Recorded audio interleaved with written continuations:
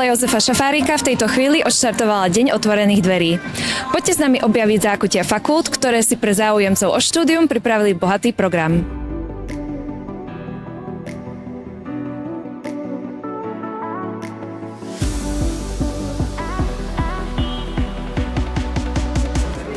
Momentálne sa nachádzame pred budovou Platón, kde sídlia stanovištia lekárskej a prírodovedeckej fakulty.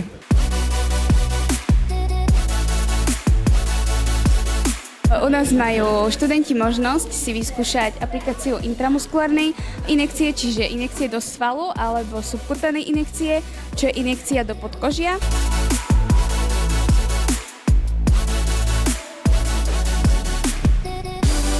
Boli sme na geografickej fakulte, aj na lekárskej.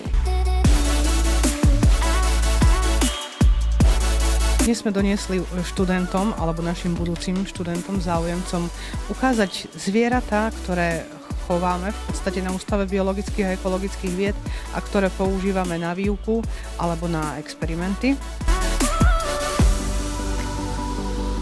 Presúvame sa do budovy Sokrates, kde si pre nás pripravila program Právnická fakulta, Fakulta verejnej správy a Ústav telesnej výchovy a športu. Proti mne stojí kolegyňa, ja mám zelenú farbu, chytím zelenú farbu, kolegyňa červenú. A za týchto 30 sekúnd kto viackrát chytí konkrétnu farbu.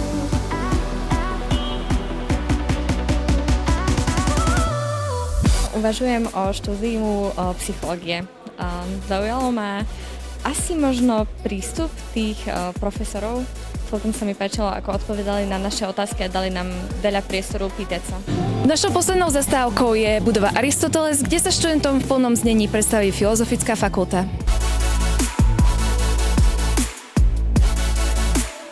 Táto miestnosť je nahrávacia miestnosť, je určená na snímanie obrazu a zvukov. Volá sa niekedy ľudovejšie aj tichá komora. V tejto miestnosti je aj čiapka, ktorú používame na to, aby sme zavádzali do experimentálnej fonetiky niečo, čo súvisí s mozgom.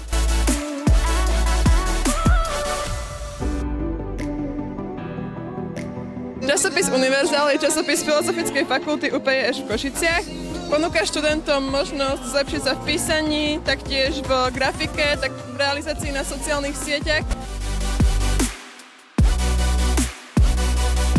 Ak záujemcov baví rozhlas, zaujímajú sa o celkovo moderovanie, tak toto je skvelá príležitosť zlepšiť sa v tom, nabrať nové skúsenosti, spoznať nových ľudí, ale taktiež aj technická stránka, redaktorské príspevky, takže toto všetko my máme a vieme naučiť záujemcov, ktorých to baví a ktorí k tomu majú nejakým spôsobom vzťah.